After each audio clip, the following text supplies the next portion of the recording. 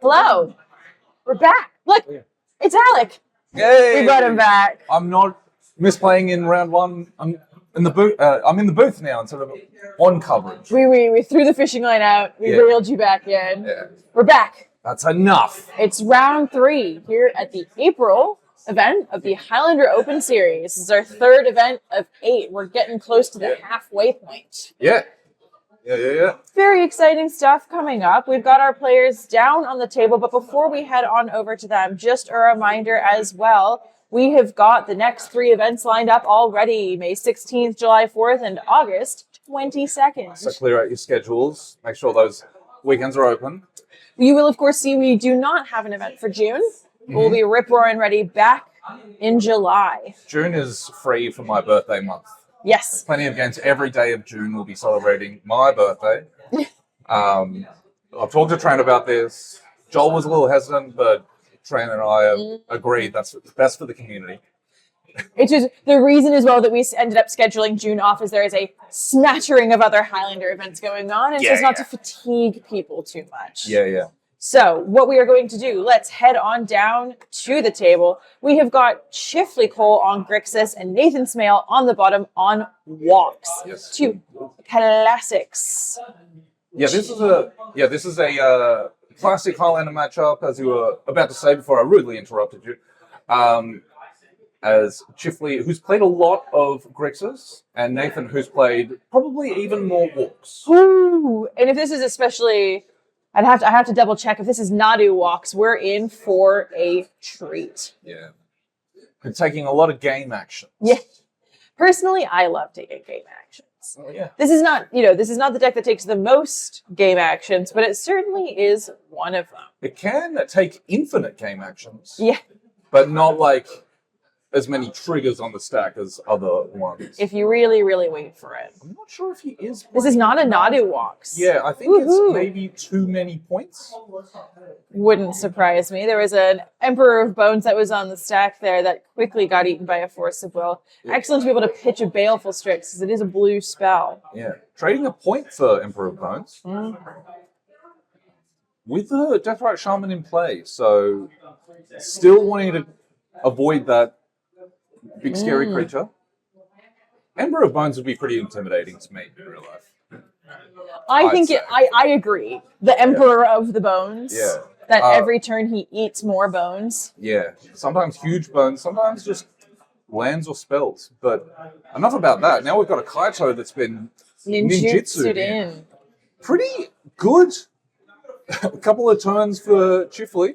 This is Grixis doing Grixis things, right? Yeah. Like, you've got the turn 1 play, you've got Force of Will, you've got DRS, you've got a Kaito that's ninjutsu'd in properly the right way around. So we're really off to the races here. Nathan as well, the Walks takes a little bit more setup. You have to time the pieces just right, but once the engine is going, we're just going to keep walking. Yeah. So there are a lot of ways Nathan can catch up from this spot, but this is a really good start for Chifley. Typically, the Walks deck doesn't necessarily fear a mid-range deck like Grixis. So if it can beat this draw, holy guacamole, this is a fantastic matchup, and Nathan's playing the right deck, I guess. Badger Cub, +1 standard playable. Yet again, we've been keeping track to see how often we're able to see standard cards make their way into Highlander. We saw Badger Cub targeting the Bayou, taps to add an extra green on top of the black, and we're able to impend an Overlord of the Balemark. So casting 7 mana worth of spells there. Yeah, just cheeky. Just cheeky. That is that is what I'm talking about with Nathan's deck being like pretty decent in the mid-range matchup. It's not like a lot of defense for what's going on from Chifley's side, but that Overlord's impending. It feels a lot more resilient than the Nadu Walks version. Yes. The Nadu Walks version is a little bit glass cannon. It's very all or nothing. You've got the core package, you've got Nadu, whereas this is a bit more streamlined. Yeah.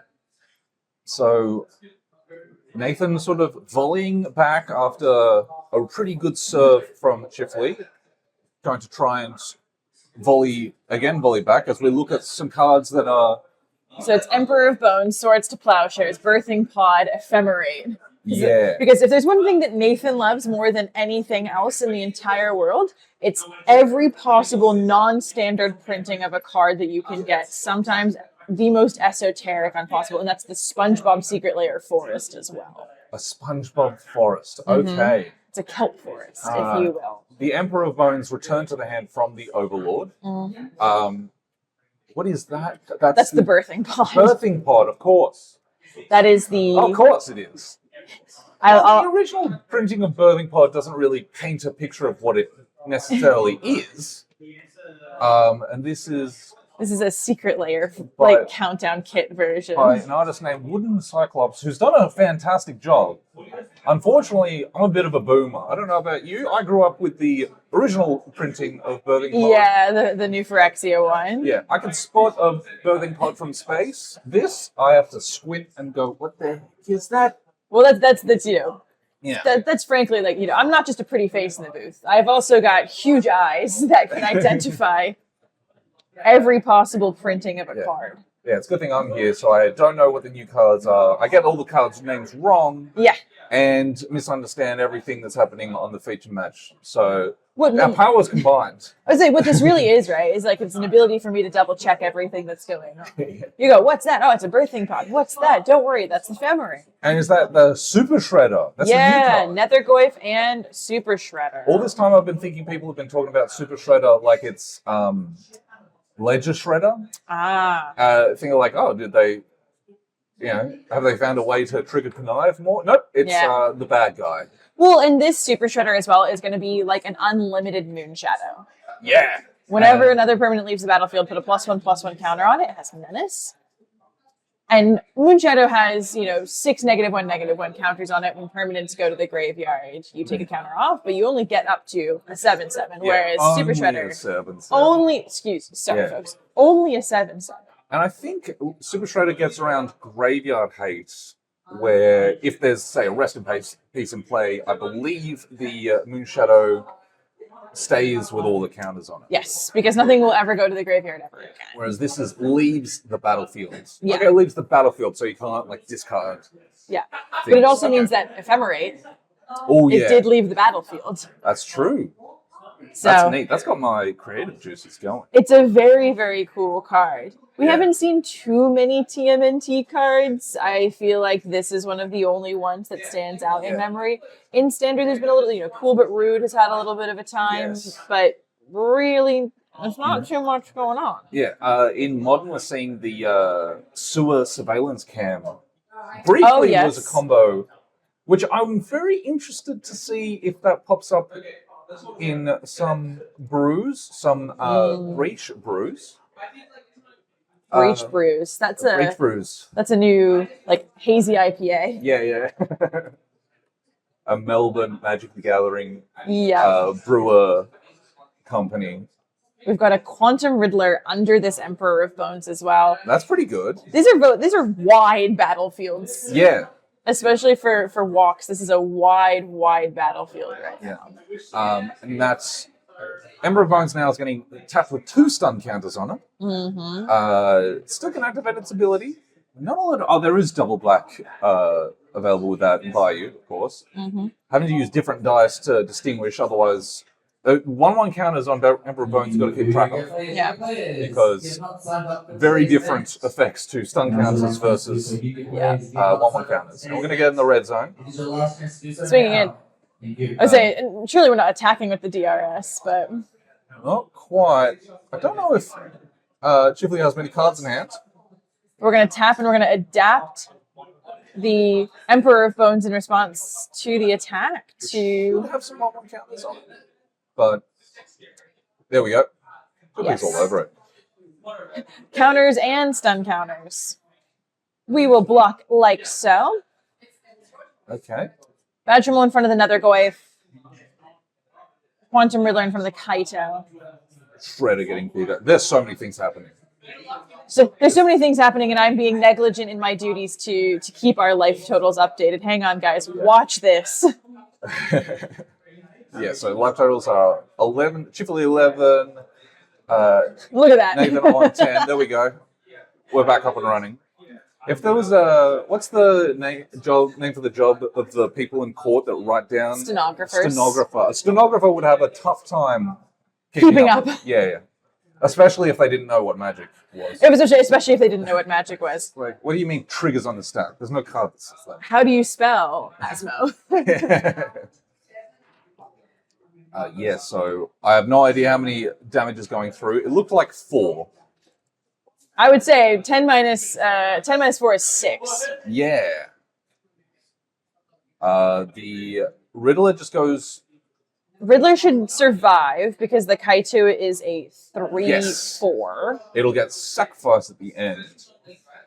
I don't know what happens. Sacrifice at the beginning. It just gets sacrificed, so it just goes to the graveyard. Yeah. So it can come back later on, which is the funny thing about Emperor of Bones.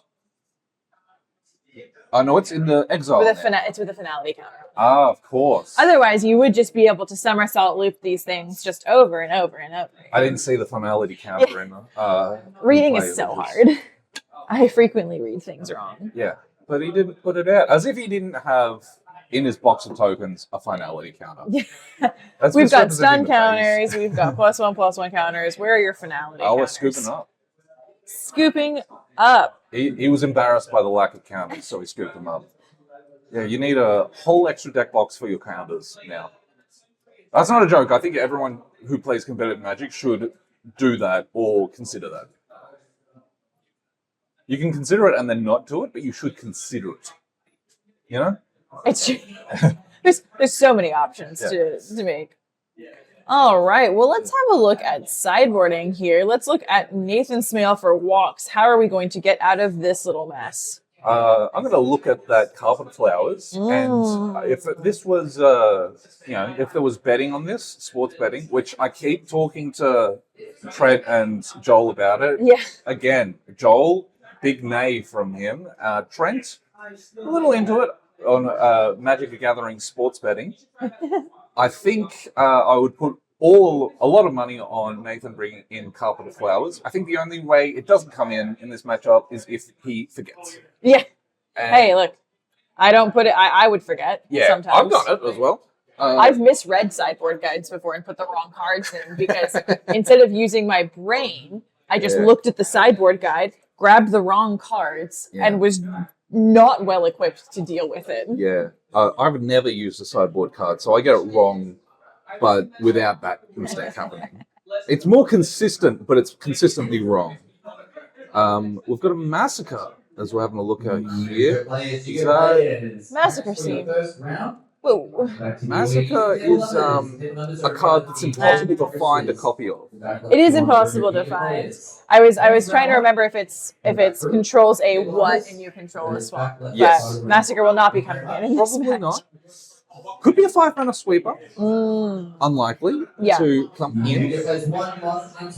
But I do like the look of Hydroblast, Blue Blast. We didn't see much red from Chifley that time around. Yeah.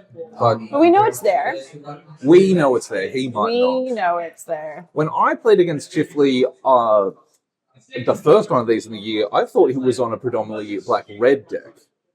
So I'm... Sorry, I got distracted by something. When I first played against Chifley earlier on in the year, I thought he was a predominantly black-red deck. And then I felt like a damn fool and very rusty and out of practice because obviously he was on Grixis. So that's just an interesting thing about singleton mana bases. You can see like 1/2 of the mana. But he, like you said, he only saw blue and black. Predominantly, I don't think he saw any red lands. Although I think Nathan would be clued into what Chifley's playing. 100%. Looking at the Grixis sideboard. Yum, yum, yum, yum, yum, yum, yum. Yeah, so this matchup, I heard in the coverage before that Opposition Agent, I don't think Chifley is playing Opposition Agent. However, Ashiok Dreamrender has a similar effect, stops shuffling, stops cheering, excuse me. And that card is very good against the Walk Stack. It is interesting. You can, the Walk Stack can just attack it. It's not like an all-in combo that's trying to search this library. Mm-hmm. But it's a pretty good one. We've got Colligan's Command in the sideboard. Very good mid-rangey card. I like Colligan's Command. Yeah. One of my favorites as well. You know what card back in, with the Nadu decks that sometimes run around, you know what card I love and wish got played more? What's that? Rakdos Charm. Oh, yeah. One of the modes on Rakdos Charm is Destroy an artifact?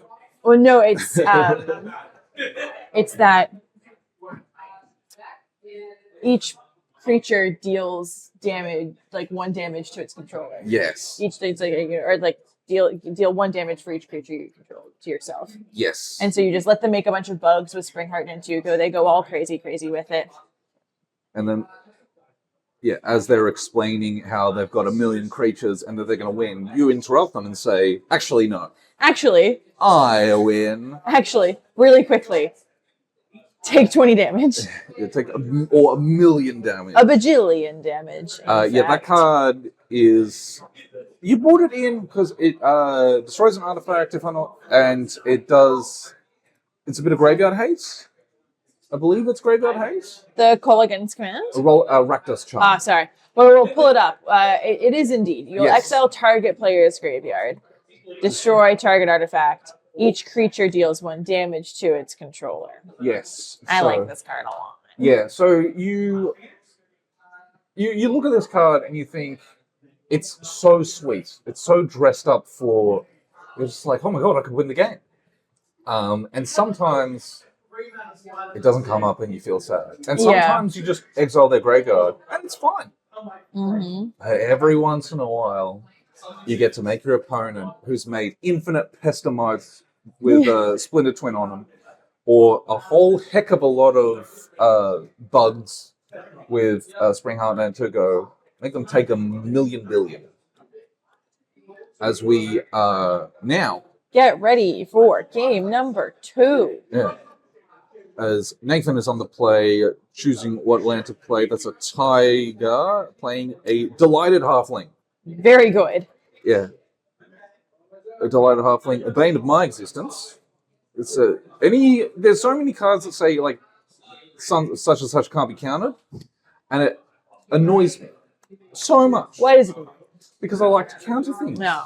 I love countering things. It also has 2 toughness. How is a halfling, such a tiny person, have 2 toughness? They're really stout. They're sturdy. Be. They're well built. It's incredible. There's a whole bunch of, they walked to Mordor. That's They're true. sturdy. They're well built. Yeah. That is true. I didn't give them enough credit. They're just so delighted. They're delighted in my demise, typically. Nathan going back for a classic. Let's do Overlord of the Baelmerk again. There's a Neoform, a Quantum Riddler, and a Veil of Summer. Having a think, but just going to get back to that. Quantum Riddler. Mm-hmm. Certainly not a bad get. Yeah. Another +1 standard card. Yeah. Milling 2 cards you can't take that he would kind of like. Neoform, pretty hot. It sort of jumpstarts the combo a bit. And... the Veil of Summer. Pierce the Veil is a band. Veil of Summer is a pretty hot sideboard card. Ooh, Delphi Voidwalker is a good one. I like Delphi Voidwalker. Yeah. Shadow. Yes. Creatures with Shadow are really cool, especially when both players have Shadow creatures and they actually get to block each other. They get to just drink. Yeah. Ooh, Delphi Voidwalker going to take an Enlightened Tutor.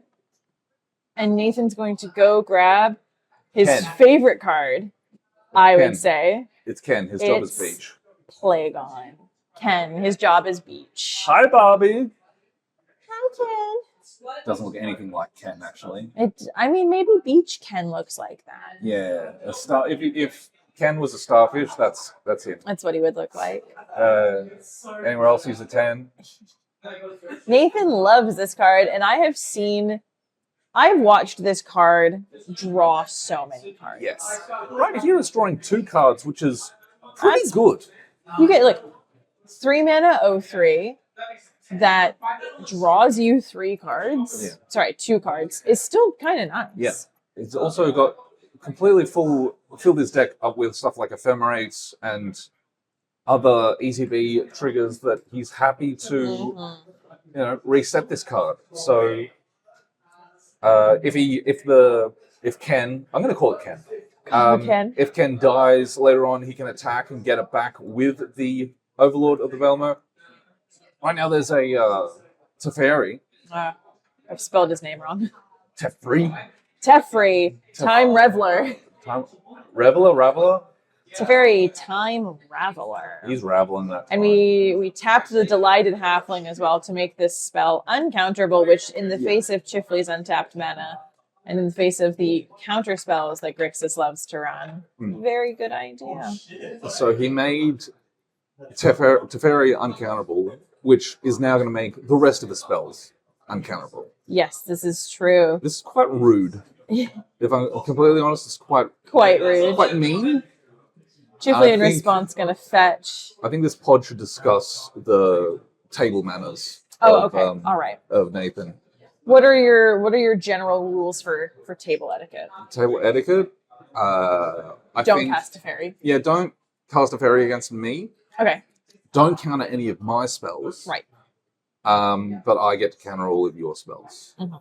And no stack bullying, or whatever that's called.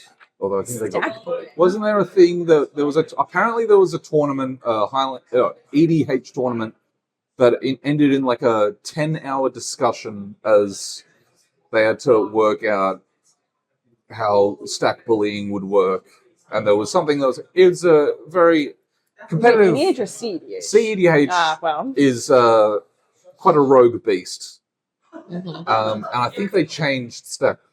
Well, I think it's stack bullying. I don't know what it's called, but it was very funny to hear from someone who doesn't play any competitive Commander. As we look back at the feature match now, as Nathan moves some dice around and gets ahead. Yeah, we bounced the Orcish Bowmasters. Chifley cast the Bowmasters in response to the Teferi, it looked like. Mm-hmm. And now we've bounced the Bowmasters. How do you feel about a tempo play like that? Because I would be really afraid to bounce a Bowmasters because you'll get to... Obviously, you'll only be allowed to cast... Chifley will now only be allowed to cast it on his turn, which gives Nathan the ability to counter it more favorably because of the Teferi. Yeah. Inquisition. It is always tough. Having played with Orcish Bowmaster and with Teferi, often against each other, it's a tricky spot. And the thing is, like, Teferi, if it bounces anything, the Bowmaster is going to kill it anyway. Mm-hmm. So bouncing the Bowmaster is a bit better tempo, I guess. I feel like you do this with the expectation of countering the Bowmasters on the way back down. Yeah. Or I guess it's tough because it's not basically like Nathan didn't have a perfect solution, and it wasn't exactly clear. And I think that the Teferi was likely to die anyway. It was basically a tough spot, and Nathan probably found a way to tax the mana as best as he can and still draw a card, sort of getting ahead. Yeah. It's tough. Do you see this as well as kind of like a baiting out play? I want you to do this. This is the line I want you to take.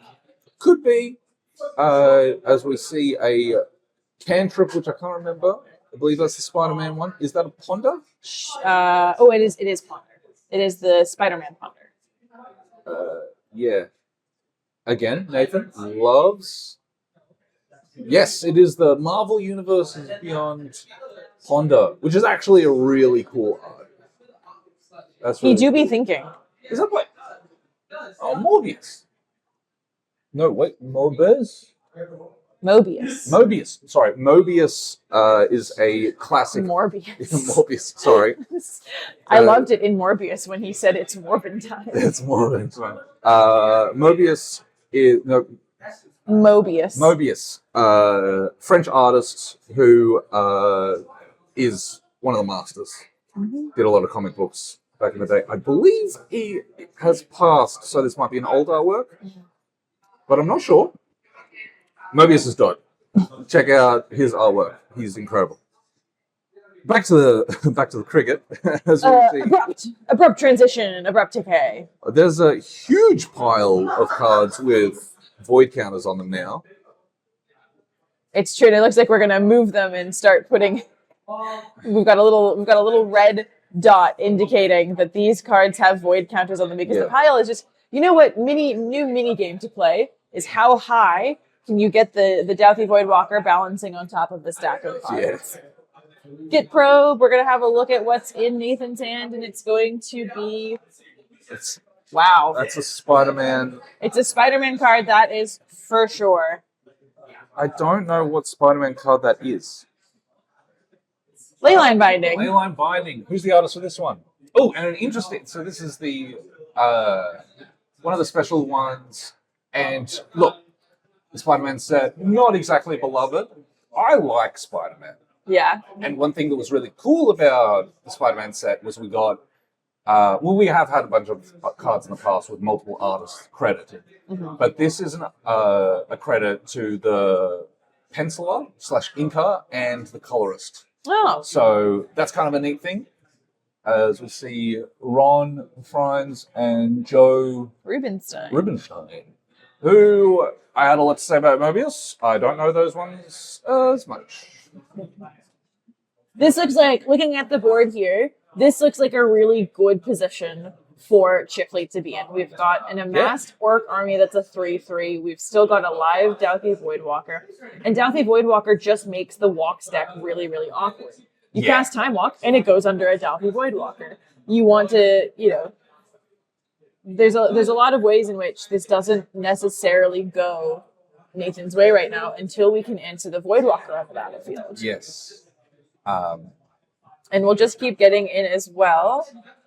So, yeah, it's, as I say, like, Chifley has navigated his way into a good position, and this Dudley Voidwalker has to go. From Nathan's side, he does have the Leyline Binding. I wonder if Chifley has a counterspell? If Chifley has a counterspell, it feels very backbreaking. That is a... And it's an actual factual counterspell as well. And the Leyline Binding does go to the Void. It goes to the Void. So, yeah, this is how Chifley, if he could script this matchup, how it would go, it would be like this. It would have cheap threats, counterspells backing up, one of his threats being a disruptive threat as well. And I believe that Verdant Catacombs should go in the Void as well. It does. Good operations. Great job, We're keeping very good track of this Douthie right now. Yeah. We're going to hard cast a Quantum Riddler, which great, and now you have a 4/4. Oh no, there's no. I was going to say, like, if you're drawing card, there's no Bowmasters out, so not going to continue to amass orcs. Yes, yeah, correct. The Bowmaster's gone. Yeah, Bowmasters makes a lot of spells for Nathan awkward. Nathan's still in this. He is very much still in it. We've got the Overlord is online now. Yeah, well, Overlord's tricky with the Douthie Voidwalker. Not great. All the cards just go underneath it, but you have a blocker at least. Yes, that's true. You have a blocker now between the Quantum Riddler and the Overlord of the Baelmerk. Both the Orc army and the Douthie Voidwalker can't really attack into them. Yeah. You just will lose them. But Nathan is on 8, dealing with a shadow creature. This is an interesting game. Oh, it's got shadow. Of course it does. Yeah. The shadow. Oh, what's this one? It's Ephemerate. That's an Ephemerate. He's got a lot of Spider-Man cards. Who's the artist for this one? I want to... Let's find out together. Okay, who is... Lucas Lucas Wernick. Wernick. I don't know that artist, but it's very cool art. Is indeed, and it looks like as well that's going to be it for us. While we're looking up the artist of Ephemerate, Shifley has secured a vicious the Pyroglyph. 2-0 That'll there's do it. a Pyroglyph. That'll do it. Well, look, that is, that is, as always, the strength of Grixis. Yes. Grixis is a tried and true classic Highlander deck. It remains strong. It remains good. But Nathan's not out of it yet. Yeah. We've still got, 3 more rounds. It's 6 rounds today. Nice. So, 3 more rounds of Swiss, followed by 3 rounds between the quarters, the semis, and the finals. Yes. So Big day. Big day. There's plenty coming. But for round 4, we're finally going to let our players know about our upcoming tournament days for the Open Series, as well as we are going to be raffling away free entry to next month's event. So we will be back very, very shortly. See you for round 4.